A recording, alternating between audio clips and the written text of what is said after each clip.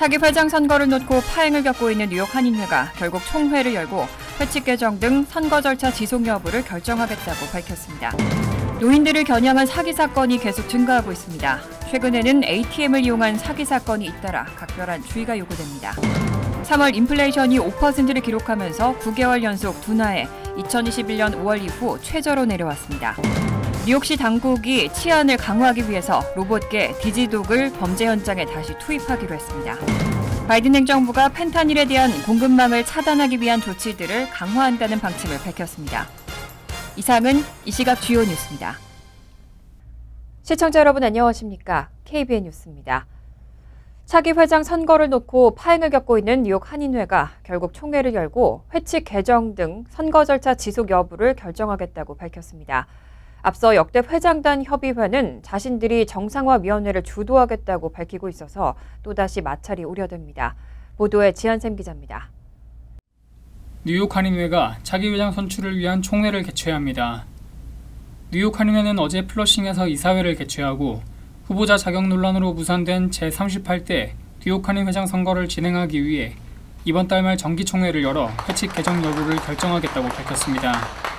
그러니까 저희는 이제 이번 임기 안에 됐으도록 이제 하겠다는 거죠. 그래서 4월 30일 이전에 정기총회를 열어서 결산 보고도 하고 그 다음에 이제 이번에 이슈가 된 이 2년 자격에 대해서 이제 총회에 묻겠다는 거죠. 이거를 정기총회에서는 먼저 후보 자격에 관해 기존 회칙을 적용할지 아니면 회장 출마 자격을 완화하는 쪽으로 개정할지를 결정하게 됩니다.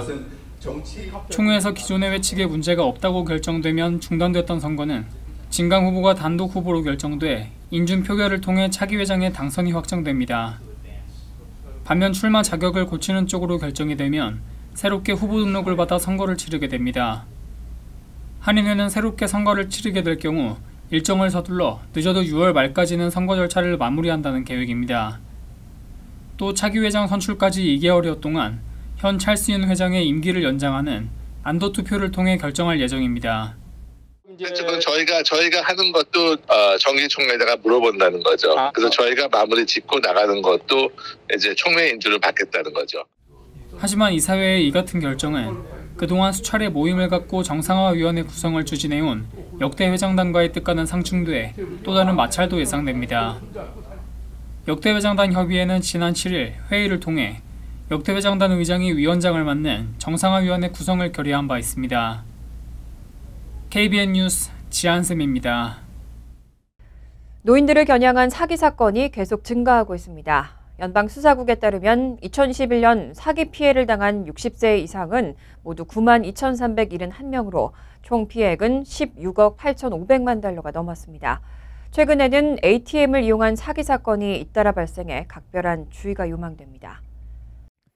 최근 뉴욕시에서 노인을 표적으로 하는 은행 자동 인출기 사기가 기승을 부리고 있어 경찰이 주의보를 발령했습니다.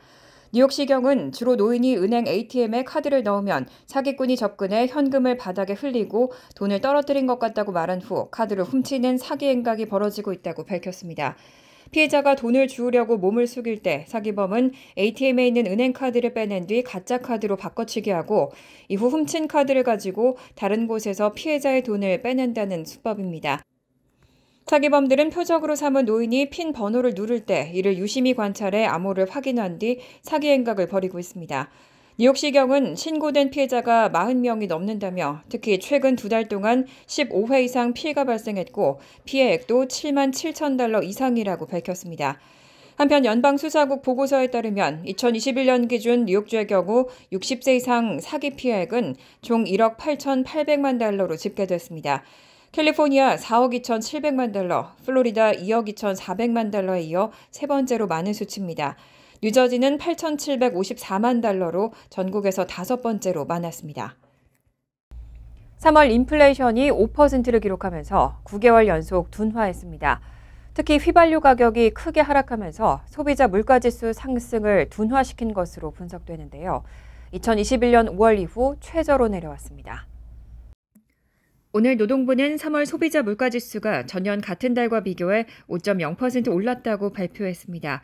지난 2월 6.0% 상승세와 비교하면 오름폭이 줄었고 지난 2011년 5월 이후 상승폭이 가장 적었습니다. 1년 전에 비해 5%나 하락한 휘발유 가격이 소비자 물가지수 상승을 둔화시키는 주요 요인이 된 것으로 분석됐습니다. 갤런당 휘발유 평균 가격은 지난해 6월 5달러 2센트로 최고치를 기록한 뒤 최근에는 3달러 61센트까지 하락했습니다. 가계에 큰 영향을 미치는 식료품 가격은 지난해 같은 달보다 8.4% 올랐지만 계란 가격은 11% 하락하는 등 상승세가 꺾였습니다. 소비자 물가지수 상승에 큰 영향을 미쳤던 중고차 가격은 5개월 연속 하락한 것으로 조사됐습니다. 변동성이 큰 에너지, 식품을 제외한 근원 소비자 물가지수는 지난해 같은 달보다 5.6% 상승한 것으로 나타났습니다. 전월 5.5%보다 0.1%포인트 오른 수치입니다. 한편 물가 상승세가 둔화한 것으로 확인되면서 다음 달 3일 예정된 연방준비제도, 연방공개시장위원회의 금리 결정에도 영향을 미칠지 주목되고 있습니다.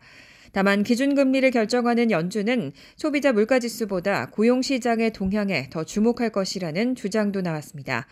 경제조사업체 TS 롬바드의 미국 담당 수석 이코노미스트 스티브 블리츠는 인플레이션 문제는 물가 자체로 풀 수 없다며 고용시장의 과열이 식어야 물가가 안정될 수 있다고 전했습니다.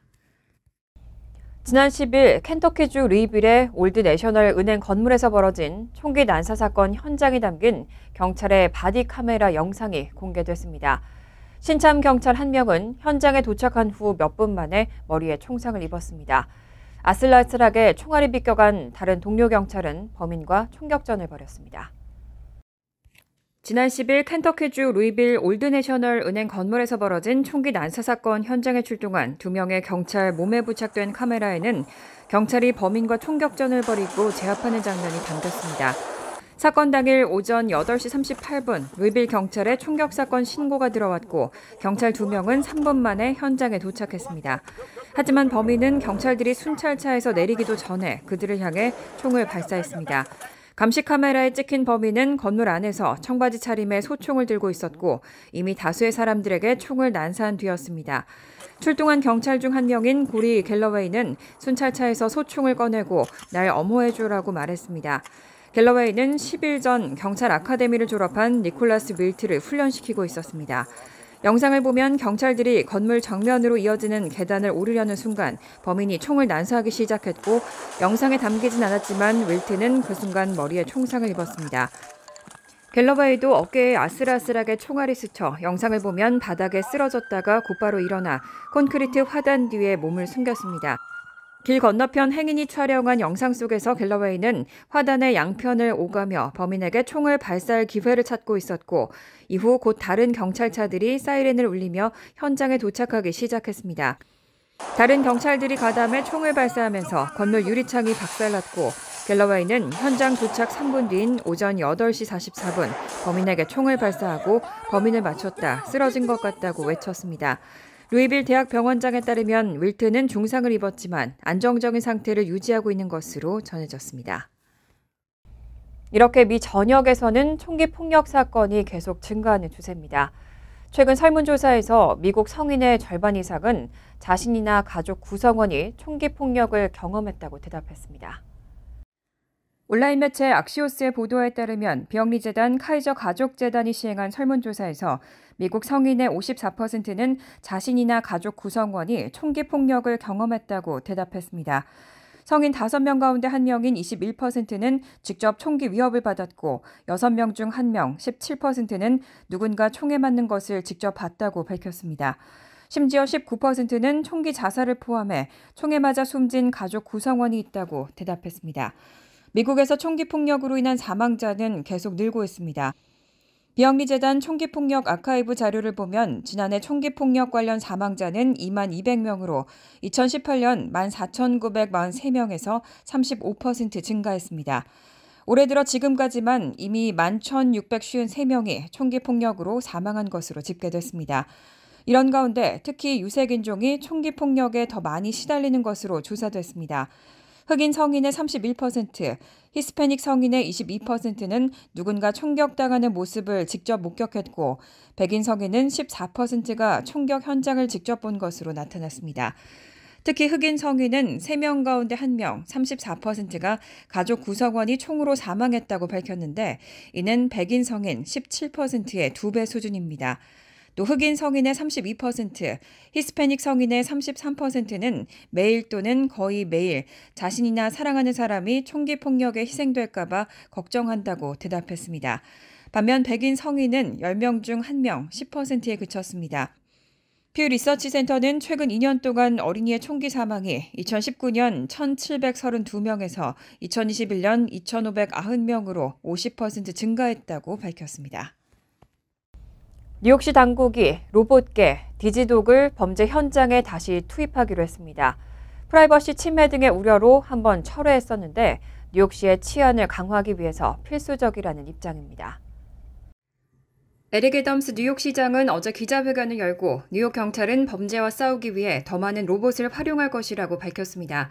뉴욕 당국은 프라이버시 침해 등의 우려로 철회했던 로봇개, 디지독 등을 범죄 현장에 다시 투입하기로 결정했습니다. 애덤스 시장은 이것이 치안에 도움이 될 것이라며 도시를 안전하게 만드는 데에서 앞으로 나아가 기술을 적극 활용하지 않는다면 도시를 해치는 사람들을 따라가지 못할 것이라며 디지독은 이제 울타리를 벗어났다고 말했습니다. 뉴욕시의 계획엔 타임스퀘어에 K5 스니치봇을 배치하는 방안이 포함됐습니다. 스니치봇은 1.5m 크기로 영화 스타워즈에 등장하는 로봇 R2-D2와 비슷하게 생겼습니다. 360도 비디오 카메라, 12개 이상의 마이크와 스피커, 열 감지기를 갖춘 감시 로봇으로 원격으로 조종됩니다. 뉴욕 경찰은 이번 여름부터 타임스퀘어 지하철역에서 스니치봇을 7개월간 시범 운영한 뒤 정식 배치하겠다는 계획입니다. 경찰은 이 로봇이 사생활을 침해할 수 있다는 지적과 관련해 번호판 판독 기능은 있지만 사람의 안면 인식 기능은 갖고 있지 않다고 밝혔습니다. 한편 뉴욕시는 또 4개의 다리로 움직여 로봇개로 불리는 디지독을 2개 구입했고 수상한 차량에 추적 장치를 쏘는 로봇 스타체이스도 활용할 예정입니다. 하지만 진보 성향 정치인과 시민단체는 이날 로봇 배치 계획에 대해서 형편없는 공상과학 소설을 끔찍한 경찰로 바꾸고 있다며 예산을 적절하게 사용하지 않고 있다고 비난했습니다.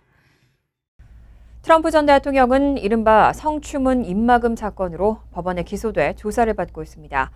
하지만 트럼프 전 대통령은 법원이 유죄 판결을 내리더라도 2024년 대선에서 사퇴하지 않겠다는 입장을 밝혔습니다.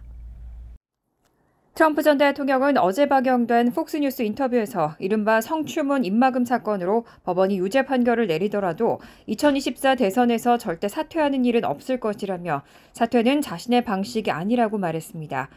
뉴욕 맨하튼 검찰은 트럼프 전 대통령이 혼외 정사를 덮기 위해 포르노 배우 스토미 데니얼스 등 상대 여성 3명에게 뒷돈을 주고 이와 관련한 회계장부를 조작했다며 34개 혐의로 그를 기소한 바 있습니다.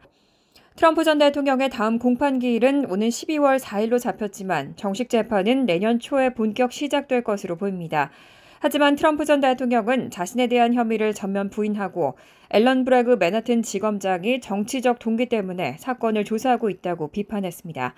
트럼프 전 대통령은 또 이날 인터뷰에서 바이든 대통령 재선 출마에 관한 질문을 받았습니다. 이와 관련해 트럼프 전 대통령은 자신은 그가 출마할 것이라고 생각하지 않는다고 말했습니다. 바이든 대통령의 나이를 문제 삼은 것으로 보입니다. 트럼프 전 대통령은 지난 대선에서도 바이든을 슬리피 조, 졸린 조라고 공격하는 등 나이를 이슈화했습니다.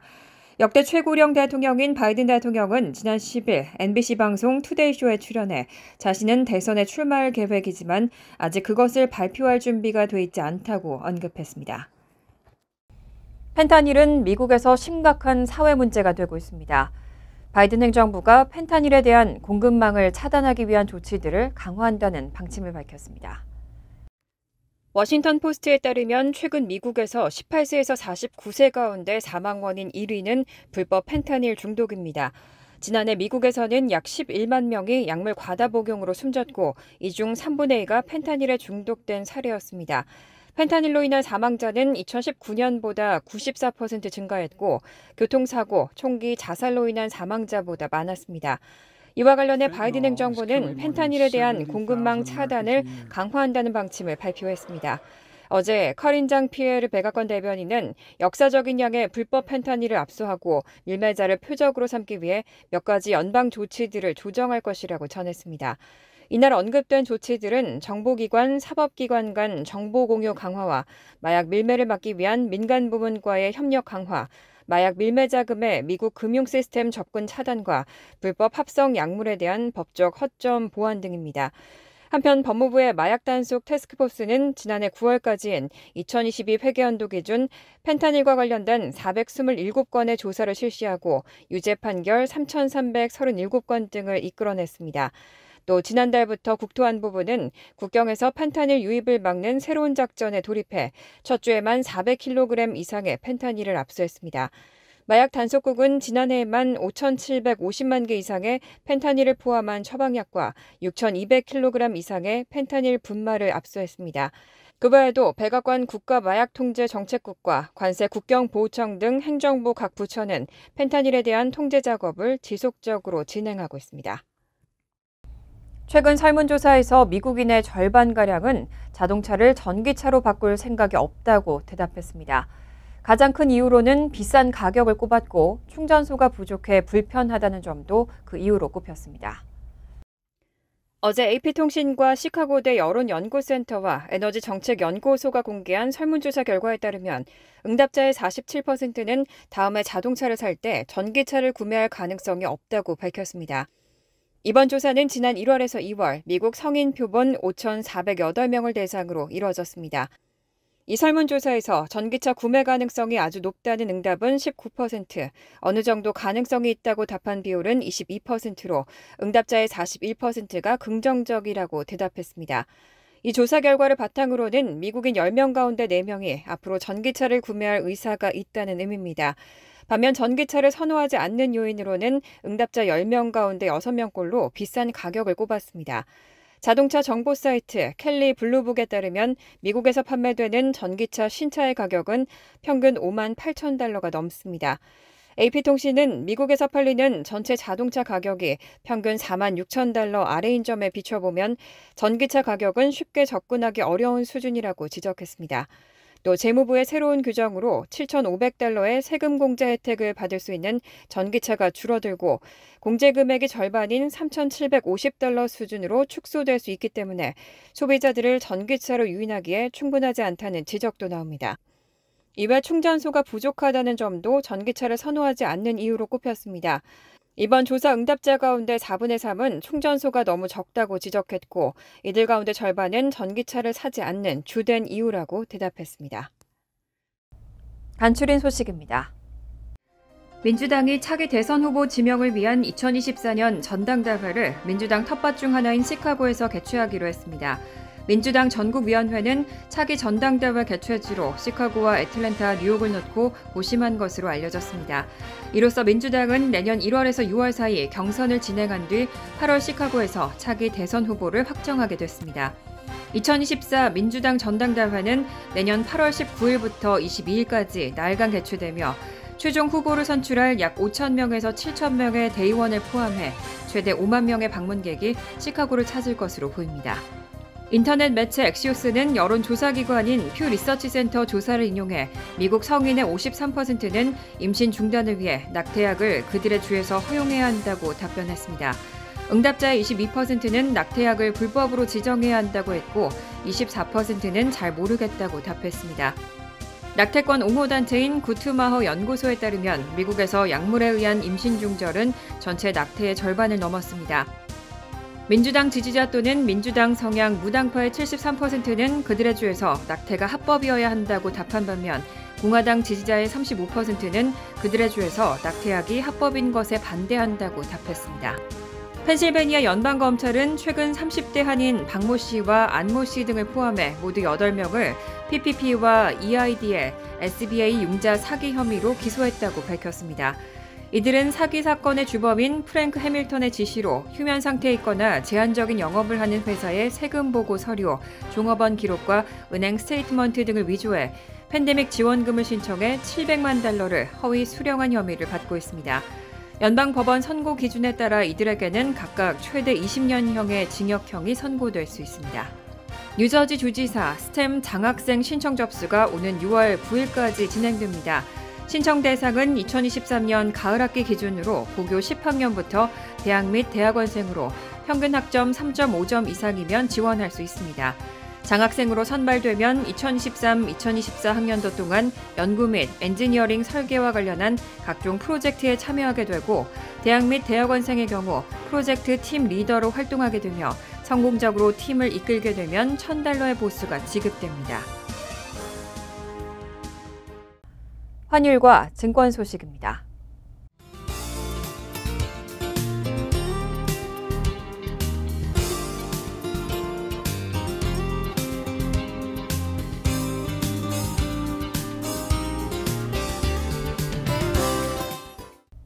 이어서 날씨입니다.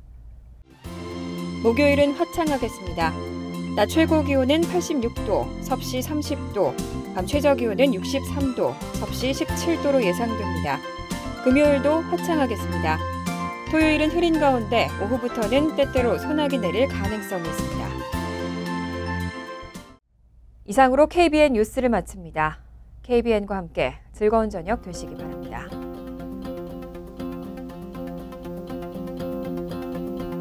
미 동부 최대 한인방송 KBN이 제작하는 KBN 뉴스는 웹사이트 mykbn.com 그리고 유튜브와 페이스북에서 다시 보실 수 있습니다. 좋아요, 구독, 알림 설정은 뉴스 제작에 큰 도움이 됩니다.